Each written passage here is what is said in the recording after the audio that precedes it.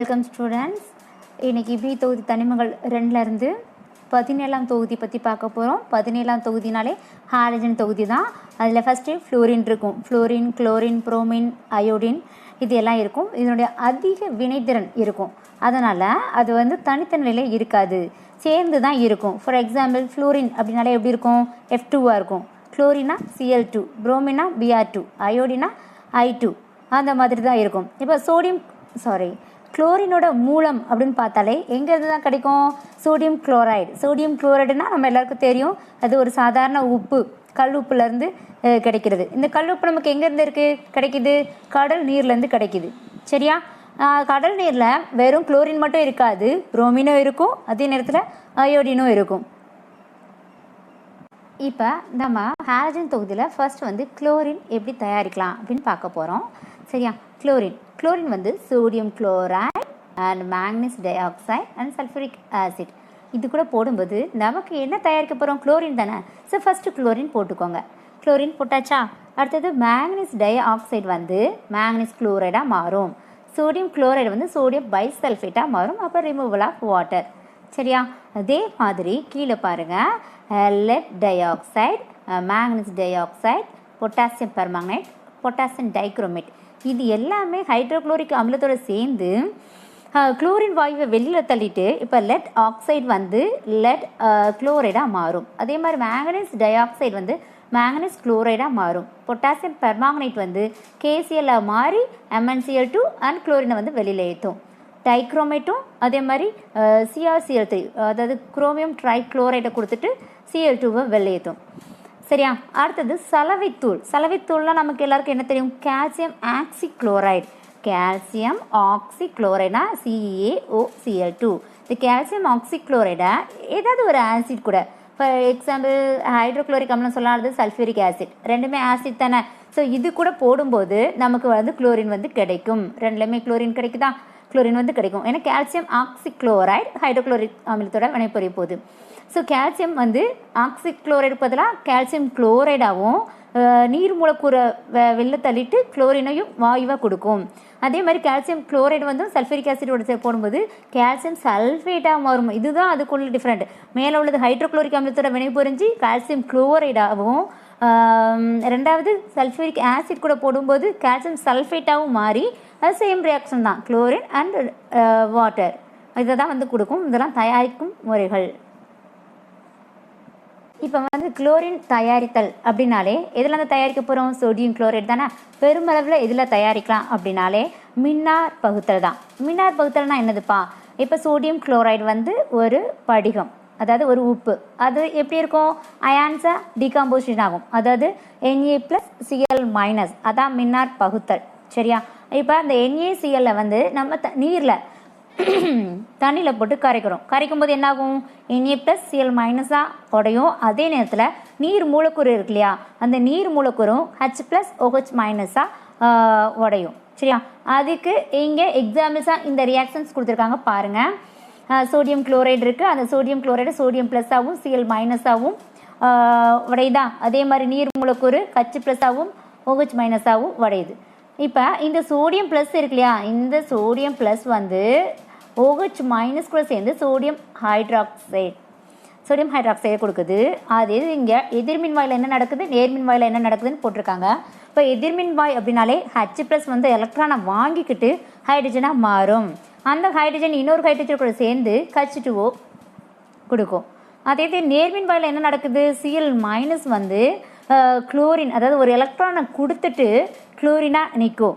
ஒரு குளோரின் இன்னொரு குளோரின் கூட சேர்ந்து Cl2 கேஸாக மாறும். சரியா? இது ஒரு மெத்தட், இது மின்னார் பகுத்தல் மெத்தட். அடுத்தது டெக்கான் முறைன்னு சொல்கிறாங்க. இந்த டெக்கான் முறையில் என்னதுன்னா, வெறும் ஹைட்ரோக்ளோரிக் அமிலத்தை ஆக்சிஜன் கூட குப்ரஸ் குளோரைடு கூட சேர்ந்து இன் ப்ரெசன்ஸ் ஆஃப் குப்ரஸ் குளோரைடில் போடும்போது நமக்கு நீர் மூலக்கூறும் குளோரினும் கிடைக்கும். சரியா? இதே மெத்தடில் சலவைத்தூள்னா கால்சியம் ஆக்சிக்ளோரைடுன்னு சொன்னோமா, இங்கே குப்ரஸ் ஆக்சிக்ளோரைடு அந்த மெத்தடில் இருந்து நம்ம குளோரினை தூய்மையான குளோரின் பெறலாம். அதுக்கு எக்ஸாம்பிளில் கீழே ரியாக்ஷன்ஸ் கொடுத்துருக்காங்க. ஃபார் எக்ஸாம்பிள் குப்ரஸ் குளோரைடை ஆக்சிஜன் போடும்போது நமக்கு என்ன கிடைக்கும்? வினைப்படுத்தும் போது குப்ரஸ் ஆக்சிக்ளோரைடு கொடுக்கும். அந்த குப்ரஸ் ஆக்சிக்ளோரைடை ஹைட்ரோக்ளோரிக் அமிலத்தோட போடும்போது குப்ரிக் குளோரைடு, குப்ரஸ்னா Cu2பா, குப்ரிக்னா CuCl2, குப்ரிக் குளோரைடும் நீர் மூலக்கூறு தரும். அதே குப்ரிக் குளோரைடா திருப்பி டிகாம்போசிஷன் பண்ணும்போது குப்ரஸ் குளோரைடு அண்ட் தூய்மையான குளோரின் கிடைக்கும். என்னோட இயற்பண்புகள்னு பார்க்கும்போது இது மஞ்சள் நிற வாயுவாக இருக்கும். ஸ்மெல் பண்ணால் எரிச்சல் விட்டுற மாதிரி இருக்கும். அதிகமாக ஸ்மெல் பண்ணக்கூடாது. ஸ்மெல் பண்ணால் டெத்து வரைக்கும் இருக்கும், கொண்டு போய் விட்டுரும். சரியா? இது வந்து காற்றை விட எப்படி இருக்கும்? 2.5 மடங்கு வந்து கனமாக இருக்கும், வெயிட்டாக இருக்கும். காற்றை விட அதிகமான வெயிட்டேஜில் இருக்கும். குளோரின் வந்து கண்டிப்பாக நீரில் கரையும். சரியா? நீரில் கரைஞ்சி குளோரின் டெக்கா ஹைட்ரேட் அப்படிங்கிற மாதிரி ஒரு படிகத்தை வந்து கொடுக்கும். சரியா? அடுத்தது வேதிப்பண்புகள். இது நார்மல் வேதிப்பண்புகள் தான். ஸோ இது வந்து உலோகம் அலோகம் ரெண்டு கூடயுமே வினை புரிஞ்சு அதனுடைய குளோரைடாக மாறும். ஃபார் எக்ஸாம்பிள் மெட்டல் வந்து என்னதுப்பா? சோடியம் வந்து மெட்டல்.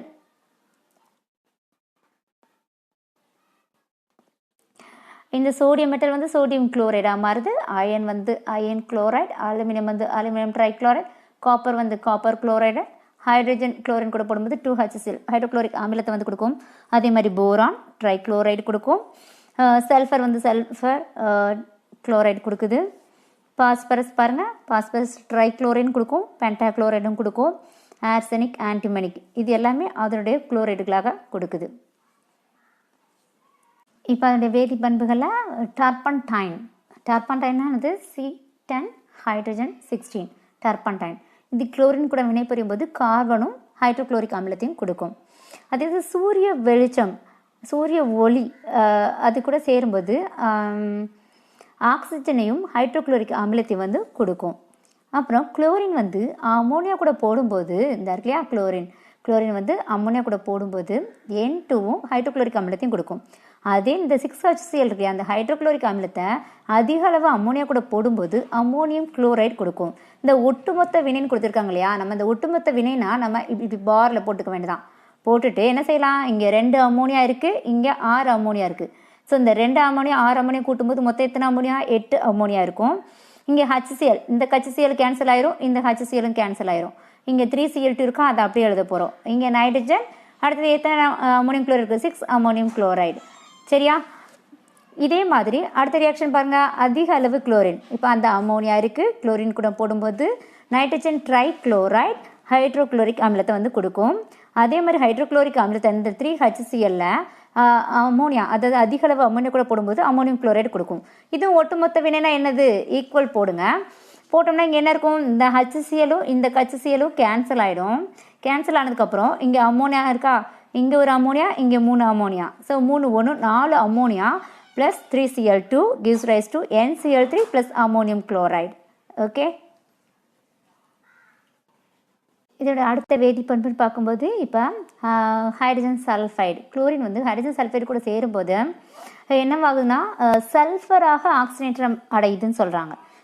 ஆக்சினேற்றம்னா என்னதுப்பா? ஃபர்ஸ்ட் ஒன்று ஆக்சினேற்றம் அப்படின்னா addition of oxygen or removal of hydrogen, ரெண்டுமே ஆக்சினேற்றம் தான். சரியா? இப்போ இங்கே என்ன சொல்லியிருக்காங்க? H2S வந்து சல்ஃபராக ஆக்சினேற்றம் அடைகிறது. அப்போ ரிமூவல் ஆஃப் ஹைட்ரஜன், H2ஐ இழந்து சல்ஃபராக ஆக்சினேற்றம் அடையுது. சரியா? அதே மாதிரி தான் குளோரின் வந்து KPR கூட வினை புரியும் போது KClலும் Br2 கொடுக்கும். குளோரின் வந்து KI கூட வினை புரியும் போது KCl அண்ட் அயோடின். இது வந்து ஃப்ளோரின் கூட மட்டும் வினை புரியாது. சரியா? அடுத்தது அதோடைய காரங்களுடன் வினை. இப்போ காரம்னா என்னது? சோடியம் ஹைட்ராக்சைடு ஒரு காரம், வாட்டர் நீர் மூலக்கூறும் ஒரு காரம் தான். சரியா? இந்த 2 காரத்தோட எப்படி வினை புரியுதுன்னு பார்க்க போகிறோம். இப்போ குளோரின் வந்து H2ஓட போடும்போது hydrochloric and hydroxy chloride, hypochlorite. இது என்ன சொல்லாங்க? HOCl ஹைப்போக்ளோரைடுகள், OH சேர்த்தா குளோரைடு, ஹைப்போக்ளோரைடு. இது ரெண்டையும் கொடுக்கலாம். அப்போ குளோரின் நீர் மூலக்கூறோடு சேர்த்து HCl ஹைப்போக்ளோரைட்டுகளும் கொடுக்கும். திருப்பியும் HCl சோடியம் ஹைட்ராக்சைடு போடும்போது சோடியம் குளோரைட் அண்ட் நீர் மூலக்கூறு. ஹைப்போக்ளோரைட் வந்து சோடியம் ஹைட்ராக்சைடு போடும்போது சோடியம் ஹைப்போக்ளோரைட் அண்ட் நீர் மூலக்கூறு. இதனோட ஒட்டுமொத்த வினைன்னு பார்க்கும்போது என்னப்பா ஆகும்? ஆஸ் யூஷுவல் நம்ம போடுற மாதிரி என்ன செய்யலாம்? இங்கே ஹைப்போக்ளோரைடு எத்தனை இருக்குது? இங்கே ஒரு ஹைப்போக்ளோரைடு, இங்கே ஒரு ஹைப்போக்ளோரைடு இருக்குது. ரெண்டு கேன்சல் ஆகிடுமா? அதே மாதிரி HCl, இங்கே ஒரு HCl, இங்கே ஒரு HCl இருக்குது, அடி ஆகிடுமா? அப்போ இங்கே இருக்கிற குளோரின் நீர் மூலக்கூறு பாருங்கள், இந்த சைடு ஒரு நீர் மூலக்கூறு, இந்த சைடு ஒரு நீர் மூலக்கூறு கேன்சல் ஆயிரும். ஸோ குளோரின் இருக்குது. சோடியம் ஹைட்ராக்சைடு எத்தனை சோடியம் ஹைட்ராக்சைடு? இங்கே ஒன்று, இங்கே ஒன்று. So 2 sodium hydroxide. கிடைக்கக்கூடியது sodium oxychloride plus sodium chloride plus நீர் மூலக்கூறு. சரியா? இது காரங்களுடன் வினை. இப்போ அடுத்த வேதிப்பண்பு வந்து சலவைத்தூளை தயாரித்தல். சலவைத்தூள்னா நமக்கு ஏற்கனவே தெரியும், கால்சியம் ஆக்சிக்ளோரைடு. அப்போ கால்சியம் ஹைட்ராக்சைடை குளோரின் கூட வினைப்படுத்தும் போது கால்சியம் ஆக்சிக்ளோரைடு அண்ட் நீர் மூலக்கூறு. அடுத்தது வந்து இடப்பெயர்ச்சி ஆக்சிஜனேற்ற ஒடுக்க வினைகள். இடப்பெயர்ச்சினா என்னதுப்பா? ஒன்றை எடுத்துட்டு அந்த இடத்துல இன்னொன்று அதுக்கு பதிலாக குளோரின் வந்து ரீப்ளேஸ்மெண்ட் ஆகி உட்கார போகுதுன்னு அர்த்தம். சரியா? அப்போ இந்த குளோரினை வந்து கேபிஆர்னா பொட்டாசியம் புரோமைடு. பொட்டாசியம் புரோமைடுக்கு பதிலாக பிஆரை தூக்கிட்டு அந்த இடத்துல குளோரின் வந்து உட்கார போகுது. ஸோ KCl ஆயிடுச்சா? KCl உட்காந்துருச்சு. So chlorine react with KBr to gives rise to KCl and Br2. the same reactions தான். குளோரின் வந்து Ki கூட பொட்டாசியம் அயோடைடு கூட வினை புரியும் போது KCl and அயோடின். சரியா? அடுத்தது செயற்கை சேர்மங்கள். செயற்கை சேர்மம்னா என்னது? ஒன்று வந்து அப்படியே இன்னொன்று கூட வந்து சேருது. அப்போ சல்ஃபர் டை ஆக்சைடு வந்து குளோரின் கூட வினை புரியும்போது SO2Cl2. அதே மாதிரி கார்போனைல் குளோரைடு கொடுக்கும். அசிட்டிலின் வந்து C2H4Cl2 செயற்கை வினையாக கொடுக்குது. அடுத்தது வந்து மீத்தேன் வந்து குளோரின் கூட போடும்போது ஜஸ்ட் ஃபார் என்ன ஆகும்? அல்கேன்களும் அரின்களும் பதிலீட்டு விளைபொருளை தரும். பதிலீட்டு விளைபொருள் என்னது? ஒரு ஹைட்ரஜனை எடுத்துட்டு அதுக்கு பதிலாக ஒரு குளோரின் வந்து உள்ளே உட்காரும். சரியா? இப்போ பென்சின் ரிங்னா ரிங்கில் ஒரு ஹைட்ரஜனை மேலே தூக்கிட்டு அதுக்கு பதிலாக என்ன ஆகும்? குளோரின் வந்து மேலே உட்காரும். ஸோ CH4, இந்த CH4க்குள்ள அல்கேன், இந்த அல்கேன் வந்து குளோரின் கூட வினை புரியும்போது CH3Cl. So methyl chloride removal of HCl. அதே மாதிரி இங்கே பென்சின் ரிங் வந்து குளோரின் கூட வினை புரியும் போது ஒரு ஹைட்ரஜனை மட்டும் ரீப்ளேஸ்மெண்ட் பண்ணிட்டு C6H5Cl அப்புறம் என்ன கொடுக்கும்? ஹைட்ரோக்ளோரிக் அமிலத்தை வந்து கொடுக்கும். குளோரினோட சேர்மமான ஹைட்ரோக்ளோரிக் அமிலத்தோட தயாரிப்பு பண்புகள் பற்றி பார்க்க போகிறோம். சரி, அதனுடைய தயாரிப்பு அப்படின்னா சோடியம் குளோரைடு கூட அடர் கந்தக அமிலத்தை போட போகிறோம். அடர் கந்தக அமிலம்னா சல்ஃபரிக் அமிலம் H2SO4 போடும்போது இங்கே ஒரு குளோரின் மட்டும் தானே இருக்குது. இங்கே ஒரு குளோரின், சோடியம் குளோரைடில் ஒரு குளோரின் இருக்கு இல்லையா? அந்த குளோரின் இந்த ஹைட்ரஜன் கூட வினை புரிஞ்சு HCl வெளில போகும். அப்போ மிச்சம் என்ன இருக்குது? சோடியம் பைசல்ஃபேட் இருக்கும். இந்த சோடியம் பைசல்ஃபேட்டை இன்னொரு ஹைட்ரஜன் இருக்கு இல்லையா? ஸோ அந்த ஹைட்ரஜனை என்ன செய்யலாம்? HCl மாற்றலாம். இது கூட சோடியம் குளோரைடு கூட திருப்பி ஒன் மோர் சோடியம் குளோரைடை போடும்போது சோடியம் சல்ஃபேட் Na2SO4ம் HClம் கிடைக்கும். சரியா? அதனுடைய பண்புகள்னு பார்க்கும்போது இது ஒரு நிறமற்ற வாயு. சரியா? நுகர்ந்து பார்க்கும்போது தெரியும். அதே மாதிரி நிறம் பார்த்தா இதுக்கு வந்து வெண்மை நிற படிகமாக உறையும். நீங்களே பாட்டிலில் கான்சன்ட்ரேஷன் சல்ஃபரிக் ஆசிட்டை வந்து லேபில் பார்த்துருக்கலாம். அதோடைய பாட்டிலில் எப்படி இருக்கும்? வடிஞ்சு ஒரு மாதிரி படிகம் வந்து அதில் ஒட்டி இருக்கும். சரியா? இது வந்து நீரில் வந்து கண்டிப்பாக கரையும். நீரில் கரையிறதுக்கு ஒரு ஈக்குவேஷன்ஸ் இங்கே கொடுத்துருக்காங்க. ஹைட்ரோக்ளோரிக் அமிலம் வந்து நீர் மூலக்கூறோட வினைபுரியும் போது H3O+ and Cl- எப்படி பெரியுது? அயான்ஸாக பெரியுது. H3O+ and Cl- வந்து பெரியும். ஹைட்ரோக்ளோரிக் அமிலத்தோட வேதி பண்புகள் நமக்கே தெரியும். ஆசிட் வந்து ஒரு அமிலம் வந்து உலோகத்தோட சேரும்போது நம்ம H2 வாயுவை ரிமூவ் பண்ணோம் அப்படிங்கிறது நமக்கு தெரிஞ்சது தான். அதே மாதிரி தான் ஹைட்ரோக்ளோரிக் அமிலமும் ஒரு metal, for example zinc, magnesium, இந்த மெட்டல் கூடலாம் போடும்போது எதை வெளியேற்றுது? H2 வந்து வெளியேற்றுது. ஸோ ஜிங்க் வந்து ஜிங்க் குளோரைடாகவும் மெக்னீஷியம் குளோரைடாகவும் மாறி H2 ரிமூவ் பண்ணுது. அதே நேரத்தில் ஒரு கார்பனேட் அல்லது பைகார்பனேட், கார்பனேட்னா CO3 இருக்கும், பைகார்பனேட்னா ஒரு H போட்டு CO3 இருக்கும், அதான் பைகார்பனேட். ஃபார் எக்ஸாம்பிள் கார்பனேட்னா sodium carbonate, bicarbonate sodium bicarbonate. சரியா? அது கூட ஹைட்ரோக்ளோரிக் அமிலம் வினைபுரியும் போது இப்போ சோடியம் கார்பனேட் வந்து சோடியம் குளோரைடாகவும் கார்பன் டை ஆக்சைடை வந்து வெளியேற்றும். சரியா? அதே இது பைகார்பனேட்லேயும் அப்படி தான். ஏன்னா கார்பனேட் வந்து CO3 இருக்கு இல்லையா? அப்போ எதை ரிமூவ் பண்ணும்? கார்பன் டை ஆக்சைடை வந்து ரிமூவ் பண்ணும். சரியா? அது சோடியம் சல்ஃபேட் வந்து ஹைட்ரோக்ளோரிக் அமிலத்தோட போடும்போது சல்ஃபர் டை ஆக்சைடை வெளியேற்றும். CO3 இருந்துச்சுன்னா CO2 வெளில போகும், SO4 இருந்துச்சுன்னா SO2 வெளில போகும். சரியா? அப்போ சோடியம் வந்து சோடியம் குளோரைடவும் நீர் மூலக்கூறு, சல்ஃபர் டை ஆக்சைடு, இது மூணையும் கொடுக்கும். சரியா? அடுத்து ஒரு இம்பார்ட்டன்ட் டாபிக், ஹைட்ரோக்ளோரிக் அமிலனாலே ராஜ திரவகம் கண்டிப்பாக இருக்கும். ராஜ திரவகம்னா என்னப்பா, 3:1 ரேஷியோவில் என்ன இருக்கும், HCl அண்ட் HNO3 இருக்கும். 3 பங்கு ஹைட்ரோக்ளோரிக் அமிலம், 1 பங்கு நைட்ரிக் ஆசிட். இந்த ராஜ திரவகம் எதுக்கு பயன்படுது, தங்கம் மற்றும் பிளாட்டினம் போன்றவற்றை கரைக்கிறதுக்கு வந்து நம்ம யூஸ் பண்ணுறோம். சரியா? அதுக்கு எக்ஸாம்பிள்ஸ் இங்கே கொடுத்துருக்காங்க. Okay, gold and platinum. இங்கே வந்து H+Cl- பிரித்து கொடுத்துருக்காங்க. அதே மாதிரி நைட்ரிக் ஆசிடுக்கும் H+ அண்ட் NO3- பிரித்து கொடுத்துருக்காங்க. நமக்கு கிடைக்கக்கூடியது வந்து auric chloride, so AuCl4- and hexachloro platinate 2 ions வந்து கிடைக்குது. அயான்ஸ் அதான அது கரையும். ஓகே, புரிஞ்சுதா? இப்போ ஹாலைடோட சேர்மமான பாஸ்பரஸ் ட்ரைஹாலைடு அதை பற்றி பார்க்க போகிறோம். அதனுடைய நீரார் பகுக்கும்போது பாஸ்பரஸ் ட்ரைஹாலைடுனா என்னதுப்பா, PX3. X3னா எக்ஸ்னால என்னது, halogens group. In case chlorine, bromine எது வேணாலும் இருக்கலாம். பட் இங்கே ஃப்ளூரைடை தவிர்த்து புரோமின், அயோடின் இது மட்டும்தான் பாஸ்பரஸ் கூட வினை புரிஞ்சு பாஸ்பரஸ் அமிலத்தையும் HX ஹைட்ரஜன் ஹாலைடையும் ரிமூவ் பண்ணும். சரியா? So PX3 react with water to gives rise to H3BO3 and HX. நம்ம சிவப்பு பாஸ்பரஸ் எடுக்க போகிறோம். ஃபார் எக்ஸாம்பிள் சிவப்பு பாஸ்பரஸ். ஸோ பாஸ்பரஸை ஹாலஜன் கூட போடும்போது பாஸ்பரஸ் ட்ரை ஹாலைட் வந்து கிடைக்கும். இந்த பாஸ்பரஸ் ட்ரை ஹாலைட் அகெயின் இந்த ரியாக்ஷன் மாதிரி தான் இந்த ரியாக்ஷன் வருது. ஸோ பாஸ்பரஸ் ட்ரை ஹாலைடை நீர் மூலக்கூறில் போடும்போது H3PO3 அண்ட் HX வந்து கிடைக்குது. சரியா?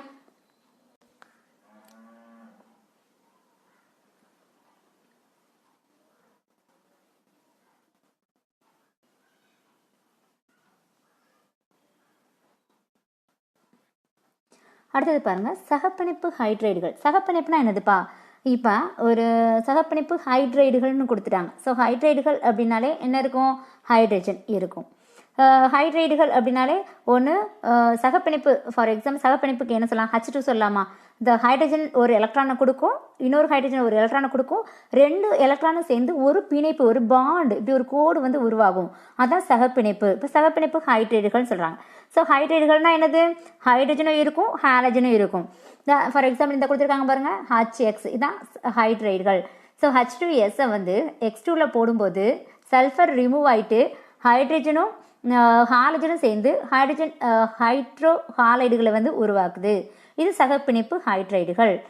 கீழே ஒரு டேப்லெட் காலத்தில் உங்களுக்கு கொடுத்துருக்காங்க பாருங்கள், பிணைப்பு பிழை ஊறுதல் என்தால்பி. பாருங்கள் வரிசையாக HFக்கு HCl, அதாவது பிணைப்பு பிழை ஊறுதல் என்தால்பினா எனர்ஜி, அதாவது HF-ஐ புரோக்கன் உடைக்கிறதுக்கு தேவையான என்தால்பி எனர்ஜி ஒன்று தான். சரியா? ஆற்றல், தேவையான ஆற்றல் வந்து கொடுத்துருக்காங்க. இங்கே HFக்கு என்ன கொடுத்துருக்காங்க, +562, HClக்கு 431, HBrக்கு 366, HIக்கு 299. சரியா? அதே மாதிரி அயனித்தன்மையின் சதவீதம். அயனித்தன்மைனா என்னது, வாட்டரில் கரைக்கும் போது அது பாசிட்டிவ் சார்ஜாகவும் நெகட்டிவ் சார்ஜாகவும் எப்படி பிரியுது, அதோடைய பெர்சன்டேஜ் சதவீதம் கொடுத்துருக்காங்க. HFக்கு 43, HClக்கு 17, HBrக்கு 113, HIக்கு 7. நம்ம இப்போ வந்து பிள ஊறுதல் என்தால்பி வச்சு பார்க்க போகிறோம். பிள ஊறுதல் என்தால்பி அதாவது ஆற்றல், ஒரு பாண்டை உடைக்கிறதுக்கு தேவையான ஆற்றல் வந்து HFலேருந்து HI நோக்கி செல்லும் போது என்ன ஆகுது அப்படின்னு பார்த்தா குறையுது. சரியா? இங்கே HFல 500 சம்திங்கில் இருக்குது, இங்கே அயோடின் வரும்போது 200 சம்திங்கில் இருக்குது. சரியா? அப்போ ரொம்ப குறையுது இல்லையா?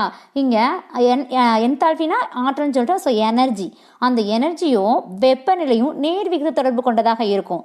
சரியா? அதே இது ஸ்டெபிலிட்டி, நிலைப்புத்தன்மை வந்து எதிர்விகித தொடர்பு கொண்டதாக இருக்கும். ஸோ இங்கே வந்து நம்ம வெப்பநிலை மட்டும்தான் பார்க்க போகிறோம். அந்த வெப்பநிலை என்னாகும், HFலேருந்து HI நோக்கி வரும்போது என்னாகும் அப்படின்னா குறையுது.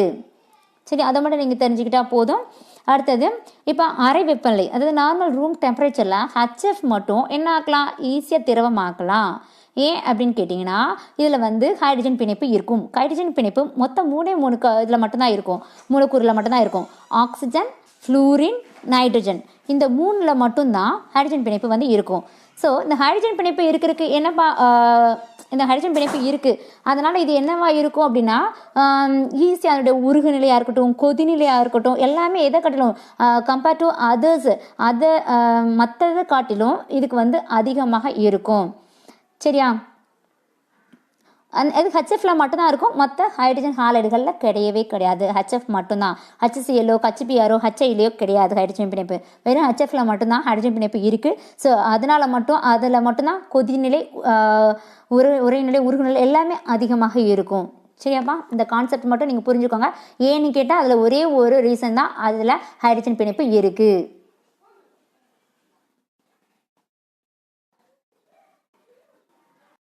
ஓகே, இப்போ இந்த ஹைட்ரஜன் ஹாலைடுகளின் உயர்மட்ட வேதிப்பண்புகளில் பண்பு அதோடைய வரிசை, லெஃப்ட் சைடு என்ன கொடுத்துருக்காங்க, பண்பு, ரைட் சைடு வரிசை கொடுத்துருக்காங்க. இப்போ ஹைட்ரஜனோட வினைத்திறன் எப்படி இருக்கும் அப்படின்னு பார்த்தா, மேலேருந்து அதாவது ஃப்ளூரின்லேருந்து அயோடின் வரைக்கும் வரும்போது குறையும் கண்டிப்பாக.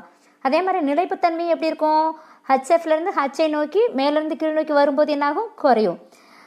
இப்போ ஆவியாகும் தன்மை, அந்த ஆவியாகும் தன்மை வந்து ஹச்எஃப்ல குறைவாக இருக்கும். அதுக்கடுத்து நம்ம என்ன நினைப்போம், குளோரின் வரும்னு நினைப்போம். கிடையாது, ஹைட்ரஜன் அயோடைடு வருது, குளோரின் லாஸ்ட்டாக வந்துடுது.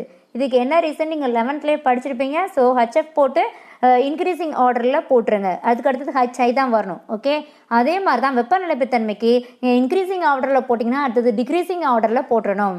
கொதிநிலை பொறுத்த வரைக்கும் ஹச்எஃப்க்கு அதிகங்கிறது நமக்கு ஏற்கனவே தெரியும், ஏன்னா அதனோட ஹைட்ரஜன் பிணைப்பு இருக்குது. இங்கே கொதிநிலை ஆர்டர் அப்படின்னு கேட்டால் HCl, அதுக்கடுத்தது HBr, அதுக்கடுத்தது என்னாகும், ஹச்ஐ.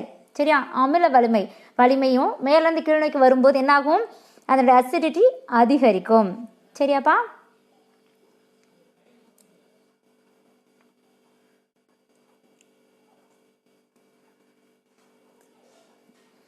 இப்போ ஹாலஜன் இடைச்சேர்மங்கள், இப்போ ஒரு ஹாலஜனும் இன்னொரு ஹாலஜனும் சேர்ந்து ஒரு இடைச்சேர்மத்தை உருவாக்கும்.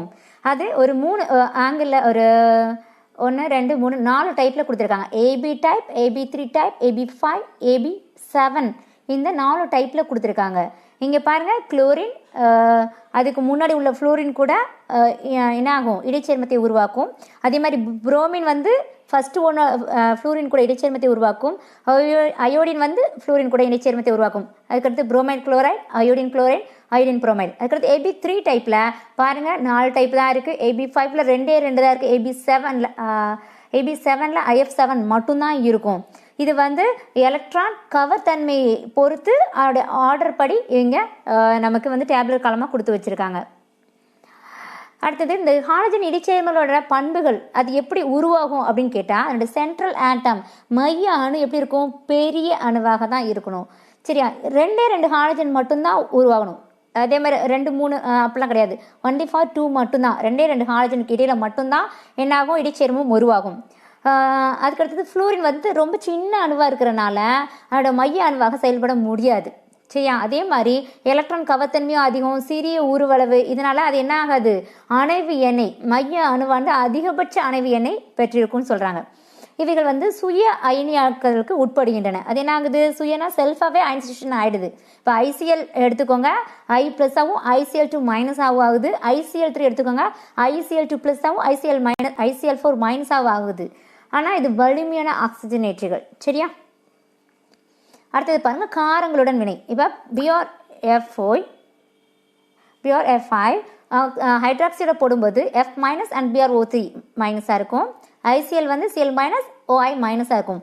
லாஸ்ட் ஒன்று பாருங்கள், அதாவது அதனோட டேப்லெட்கெல்லாம் கொடுத்துருக்காங்க இல்லையா, வடிவமைப்பு. இப்போ AX type, AX3 type, AX5, AX7, இந்த 4 தானே நம்ம அங்கே பார்த்தோம். இதை பொறுத்து இனக்கலப்பு, ஹைப்ரிடேஷன் எப்படி இருக்குது, பிணைப்பு இரட்டை, தனித்த இரட்டை, இதை வச்சு நம்ம அதோடைய வடிவமைப்பு, இது உங்களுக்கு ஒரு முக்கியமான கொஸ்டின்ஸில் வரும். 1 வேர்ட் கொஸ்டினில். இது பார்க்க கஷ்டமாக இருக்கிற மாதிரி தெரியும், ரொம்ப ஈஸியஸ்ட் வேலையை உங்களுக்கு சொல்லிக் கொடுக்குறேன். நமக்கு வந்து இன்டர்ஹாலஜன் சேர்மங்கள், அதாவது இடைநிலை ஹாலஜன் இடைச்சேர்மங்கள் அப்படின்னாலே என்ன செஞ்சிடணும், sp3 போட்டுறணும்.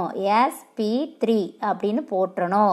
ஸோ AX அப்படின்னு கொடுத்துட்டாலே, ஏவும் வந்து ஹாலஜன், எக்ஸும் வந்து ஹாலஜன் அப்படின்னாலே என்ன செய்யணும், இனக்கலப்பு sp3 கொடுத்துடணும். ஓகேவா? இப்போ பாருங்கள், அடுத்தது நான் வெறும் இந்த இனக்கலப்பு மட்டும் முதல்ல சொல்கிறேன், அடுத்து இந்த தனித்த இரட்டை அப்படிங்கிறத நான் சொல்கிறேன். இப்போ வந்து AX3 டைப்பில் பாருங்கள், இப்போ AX3 இது ஒரு இடைநிலை சேர்மம் வந்துருச்சு. அப்போ என்ன சொல்லணும், sp3 போட்டுருவோமா, கம்பல்சரியாக sp3 போட்டணும். லாஸ்ட்டு பாருங்கள், இந்த எக்ஸ் வந்து ஹாலஜன்ஸ் வந்து என்ன இருக்குது, இங்கே 3 இருக்குது, அங்கே 3/2 போட்டோம்னா 1.5 வருமா. நம்ம அப்போ என்ன பண்ணணும், 1 தான் கன்சிடர் பண்ணணும். ஸோ D மட்டும் போட்டுக்கணும். அடுத்தது பாருங்கள், X5 AX5, AX5னாலே sp3 போட்டுக்கணும். போட்டதுக்கப்புறம் லாஸ்ட் எக்ஸ் 5ன்னு இருக்குது. இந்த 5 டிவைட் பை 2 போட்டால் என்ன ஆகும்? 2.5 வருமா? அப்போ நம்ம D2ன்னு போட்டுக்கணும். இங்கே AX7 என்னதுப்பா? SP3 கம்பல்சரியாக போட்டுக்கணும். இங்கே 7 டிவைட் பண்ணும்போது என்ன ஆகும் அப்படின்னா 3.5 வரும். ஸோ இங்கே D3ன்னு போட்டுக்கலாம். சரியா? இதை நீங்கள் மெமரி பண்ண தேவையில்லை, இது ஈஸியஸ்ட் தான். திடீர்னு வேறு எக்ஸாம்பிளுக்கு கூட கொடுத்து கேட்பாங்க. நீங்கள் எக்ஸாம்பிள் எப்படி கொடுத்தாலும் ஜென்ரல் கான்செப்ட் இதுதான். இன்டர்ஹாலஜன் சேர்மம்னாலே என்ன வந்துடணும்? sp3 வந்துடணும். லாஸ்ட் வர அந்த ஹாலஜன்ஸில் 3 இருந்துச்சுன்னா இப்போ 4 இருக்குது அப்படின்னா 2 போடலாம், D⁻2 போட்டுக்கணும். சரியா? ஸோ இதை வச்சு தான் அங்கே பிணைப்பு இரட்டை தனித்த இரட்டை எத்தனைன்னு நம்ம கால்குலேட் பண்ண போகிறோம். சரியா? இப்போ இந்த AX இருக்குது. இப்போ பிணைப்பு இரட்டை தனித்த இரட்டை எப்படி கண்டுபிடிக்கலாம் அப்படின்னா என்ன செய்யலாம்? Lone pair. தனித்த இரட்டைன்னு என்னது? லோன் பேர் தானே. அந்த லோன் பேர் எத்தனை இருக்கணும் அப்படின்னா முதல்ல ஹைப்ரிடேஷன் தெரிஞ்சிருக்கணும். அதாவது இனக்கலப்பில் எத்தனை இருக்குது? இங்கே 3 1 4 இருக்குது. இங்கே இனக்கலப்பு எத்தனைப்பா? 4. இங்கே இனக்கலப்பு 4. அப்போ இங்கே கொடுத்துருக்க என்ன பண்ணலாம்? இந்த எக்ஸ் வந்து எத்தனை இருக்குது? 1 தான் இருக்குது. ஸோ 4 - 1 ஈக்குவல் டு என்ன ஆகும்? 3 கிடைக்கும். 3 4 - 1 3. ஸோ இங்கே என்ன சொல்லியிருக்காங்க? தனித்த இரட்டை என்ன வரும்? 3க்கு போட்டாச்சா? தனித்த இரட்டை 3, பிணைப்பு இரட்டை எத்தனை தான் இருக்குது? பிணைப்பு இரட்டைன்னா என்னது?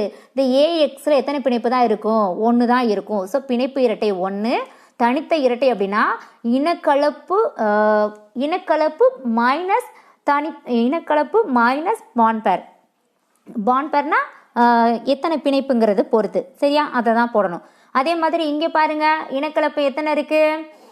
இங்கே sp3 B3க்கு மேலே எஸ்ஸுக்கு மேலே 1, பிக்கு மேலே 3 4, டிக்கு மேலே 1 5. ஸோ இதுக்கு வந்து மொத்தம் 5 இருக்குது. 5 மைனஸ் பிணைப்பு எத்தனை இருக்குது? AX3. அப்போ 3 இருக்குமா? x3ன்னு கொடுத்துருக்காங்க 3. அப்போ 3 ஈக்குவல் டு போட்டால் என்ன ஆகும்? 2 வரும். அப்போ தனித்த இரட்டை எத்தனை இருக்குது? 2, பிணைப்பு 3. சரி, அதுக்கடுத்தது பாருங்கள் AX5ல் இங்கே எஸ்ஸுக்கு மேலே 1, பிக்கு மேலே 3, டிக்கு மேலே 2. ஸோ 1 + 3 4 4 5 6 இருக்குமா? ஸோ 6 மைனஸ் பிணைப்பு எத்தனைப்பா? 5 பிணைப்பு இருக்குது. ஸோ ஆன்சர் என்ன வரும்? 1 வரும். ஸோ தனித்த இரட்டை 1, பிணைப்பு வந்து 5. அதே மாதிரி ஐங்கோண இரு பிரமிடு AX7ல் sp3 D3. சரியா? இது போட்டாச்சு. ஸோ எஸ்ஸுக்கு மேலே 1. இப்போ 3 1 4 4 3 7. ஸோ 7 மைனஸ் இங்கே எத்தனை பிணைப்பில் இருக்குது? 7ல் இருக்குது. அப்போ 7 - 7 0. அப்போ தனித்த இரட்டை எவ்வளோ இருக்கும்? 0வாக இருக்கும். பிணைப்பு இரட்டை எத்தனை இருக்கும்? 7ஆக இருக்கும். ஸோ இதை வச்சு தான் நாம் வடிவமைப்பு எப்படிங்கிறத கன்ஸ்ட்ரக்ஷன் பண்ண போகிறோம். ஸோ இங்கே வந்து தனித்த இரட்டை அதாவது பிணைப்பு இரட்டை 1 தானே இருக்குது. தனித்த இரட்டை 3 இருக்கிறதுனால அது நேர்கோடு. அடுத்தது T வடிவம், சதுர பிரமிடு, ஐங்கோண இரு பிரமிடு. இது நான் கிளாஸில் உங்களுக்கு வந்து நான் தெளிவாக உங்களுக்கு எக்ஸ்பிளைன் பண்ணுறேன். இப்போதைக்கு இதை மட்டும் நீங்கள் ஞாபகம் வச்சுக்கோங்க. ஓகேவா? உங்களுக்கு ஜென்ரல் கான்செப்டாக இதை தான் கேட்பாங்க. இப்போ என்ன பண்ணலாம்? AXக்கு பதிலாக என்ன செய்யலாம்? குளோரின் ஃப்ளோரின் அந்த மாதிரி கொடுத்தாங்கன்னா நீங்கள் எப்படின்னு போட தெரிஞ்சிருக்கணும். ஓகே, இது ஈஸி தான். பார்க்க கொஞ்சம் கஷ்டமாக இருக்கிற மாதிரி தெரியும், பட் நல்லா புரிஞ்சு படித்தோம்னா ரொம்ப ஈஸியாக இருக்கும்.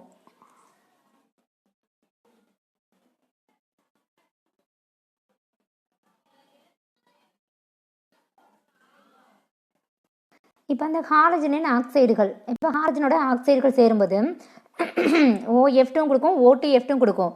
இப்போ ஃப்ளூரின் மட்டும்தான் -1 ஆக்சிஜனேற்ற நிலை கொடுக்கும். மற்ற எல்லாமே குளோரின், புரோமின், அயோடின் இது எல்லாமே டிஃப்ரெண்ட் ஆக்சிடேஷன் ஸ்டேட் வந்து கொடுக்கும். அது கீழே உள்ள டேப்லெட் காலத்தில் கொடுத்துருக்காங்க, நீங்கள் ரீட் பண்ணிக்கோங்க. சரியா? அடுத்தது ஹாலஜனின் ஆக்சோ அமிலங்கள், அதனுடைய HXO2 greater than HXO3 HXO4 இந்த மாதிரி கொடுத்துருக்காங்க. ஆக்சிடேற்ற நிலை வந்து நம்ம ஸ்டேட் கண்டுபிடிக்கிறது எப்படிங்கிறது 11லேயே தெரியும். போன கிளாஸில் நம்ம ஒரு காட்டி பார்த்துருக்கோம். ஸோ +1 +3 +5 +7 எதுலாம் இருக்குங்கிறத கீழே டேப்லெட் காலத்தில் கொடுத்துருக்காங்க, அதையும் ஒரு வாட்டி ரீட் பண்ணிக்கோங்க. அடுத்தது மந்த வாயுக்கள். மந்த வாயுக்கள் அப்படிங்கிறது உங்களுக்கு எல்லாத்தையுமே தெரியும். அது லாஸ்ட் காலம் அதோடைய இயற்பண்புகள் பார்க்கும்போது என்னாகும் அப்படின்னா மேலேருந்து கீழ் நோக்கி வரும்போது என்னாகும்? அயனி ஆரம் அதிகரிக்கும், அதனால் கொதிநிலை அதிகரிக்கும். அயனியாக்கும் ஆற்றல் எப்படி இருக்கும்? ரொம்ப ஸ்ட்ராங்கஸ்ட் ஒன்றா இருக்கும். ஏன்னா அது வந்து கொடுக்கவும் நினைக்காது, அந்த எலக்ட்ரானிக் கொடுக்கவும் நினைக்காது, வாங்கவும் நினைக்காது. ஸோ அதுலேருந்து எடுக்கிறது ரொம்ப கஷ்டமான விஷயம். அதனால் அதனுடைய அயனியாக்கும் ஆற்றல் வந்து ரொம்ப அதிகமாக இருக்கும். சரியா? அதனுடைய பண்புகள் வந்து உங்களுக்கு ஒரு டேப்லெட் காலமாக கொடுத்துருக்காங்க. அது ஜஸ்ட் ரீட் அவுட் மட்டும் பண்ணிக்கோங்க. அதுக்கடுத்து வேதி பண்புகள் நமக்கு வந்து நிறையா கொடுத்துருக்கிறது பார்த்து ஜெனான் பற்றி மட்டும்தான் கொடுத்துருப்பாங்க. ஜெனான் XE ஜெனான் அது வந்து ஃப்ளூரின் கூட ஜெனான் ஃப்ளூரைடை கொடுக்கும். ஜெனான் ஃப்ளூரைடு வந்து ஜெனான் F4 கொடுக்கும். ஜெனான் F2 வந்து ஜெனான் F6, அதாவது xenon F2 xenon F4 xenon F6 இந்த மாதிரி வரிசையாக கொடுத்துட்ருக்கோம். சிலிக்கன் டை ஆக்சைடு கூட கொடுக்குது. சரி, ஆக்சி அதாவது ஜெனான் ஆக்சி ஃப்ளூரைடையும் கொடுக்கும். இதெல்லாம் உங்களுக்கு வரிசையாக கொடுத்துருக்காங்க. சரியா, இது மட்டும் தான் மந்த வாயுக்களில் இருக்கும். அதுக்கடுத்தது பாருங்கள், இதோட வேதி பண்புகள் அப்படிங்கிறத நீங்கள் ரீட் பண்ணாலே உங்களுக்கு புரிஞ்சிடும். அதே மாதிரி நம்ம அங்கே சொன்ன ஜெனானின் வடிவமைப்புகள் இந்த சைடு கொடுத்துருக்காங்க பாருங்கள். இதோட இதெல்லாம் சேர்மம், இதெல்லாம் ஹைப்ரிடேஷன் இனக்கலப்பு, இது வந்து வடிவமைப்பு. இங்கே அது அங்கே சொன்னோம் இல்லையா, அங்கே என்ன சொன்னோம், இடைநிலை சேர்மம், அதாவது இடைநிலை சேர்மம் வருது என்னது 2 டை ஹாலைடுகள் சேர்ந்தா sp3 போடணும்னு சொன்னான் இல்லையா. அதே மாதிரி இங்கே ஜெனான் அப்படின்னு கொடுத்துட்டாலே, மந்த வாயுக்கள் அப்படின்னு கொடுத்துட்டாலே நம்ம எதை தான் போடணும், sp3 கண்ணை மூடிட்டு போட்டுருங்க. sp3 இனக்கலப்பு போட்டுட்டு அந்த பக்கத்தில் இருக்கு இல்லையா நெய்பரிங் ஆட்டம், அந்த நெய்பரிங் பக்கத்தில் என்ன இருக்குது, ஒரு ஃப்ளூரின் தான் இருக்குது. அப்போ டி போட்டுக்கோங்க. அப்போ வடிவமைப்பு நேர்கோடு. அது எப்படி தான் இருக்கும், பாண்ட் பேர் லோன் பேர், அதாவது தனித்த இரட்டை அந்த இதை வச்சு தான் கண்டுபிடிக்கணும். அது வந்து கிளாஸில் நான் நல்லா உங்களுக்கு எக்ஸ்பிளைன் பண்ணுறேன். அடுத்தது பாருங்கள், ஜெனான் F4 இருக்கா, அப்போ ஜெனான் F4, அப்போ sp3 கண்ணை மூடிட்டு போட்டிருக்கோங்க. லாஸ்ட் பக்கத்தில் F4 இருக்குது, 4/2 போட்டால் 2 வரும். So D2. அதே மாதிரி XE F6 பாருங்கள், sp3 போட்டிங்களா 6, ஃப்ளூரின் வந்து 6 இருக்கா, 6/2 போட்டால் என்ன இருக்கும், D3. So sp3 D3. இந்த மாதிரி OF2 வந்துட்டால் நீங்கள் கவலைப்படாதீங்க, O இருக்கேன்னு நினச்சி நீங்கள் ஒன்றும் ஒரி பண்ணிக்க தேவையில்லை. ஜெனான் வந்துருச்சு அப்படின்னால sp3 போட்டுருங்க. F2னால என்ன பண்ணணும், /2 போட்டால் D மட்டும்தான். அதே மாதிரி தான் அடுத்தது பாருங்கள், ஜெனான் ஆக்சி F4 இருக்குது. அந்த ஆக்சிஜனை நீங்கள் கன்சிடர் பண்ணிக்கவே தேவையில்லை. sp3 போட்டு அங்கே F4 இருக்கனால D2 போட்டுருங்க. அதே மாதிரி 3 இருக்குது, அதனால் இங்கே வெறும் sp3 மட்டும் போட்டால் போதும். ஏன்னா ஜெனான் O3 மட்டும்தான் இருக்குது. சரியா, ஜெனான் ஆக்சிஜன் வந்தால் அது கன்சிடர் பண்ண தேவையில்லை. ஜெனான் கூட ஆக்சிஜன் வந்தால் அது sp3 மட்டும்தான் போடணும். ஓகேவா, இப்போ நடத்துனதெல்லாம் உங்களுக்கு புரிஞ்சிருக்கும்னு நினைக்கிறேன். கொஞ்சம் புரிஞ்சுக்கிறதுக்கு கஷ்டம் தான். ஆன்லைன் கிளாஸில் போக போக கொஞ்சம் கிளாரிஃபை ஆகிக்கும். கிளாஸில் வரும்போது நான் தெளிவாக உங்களுக்கு விளக்கமாக சொல்கிறேன். தேங்க்யூ.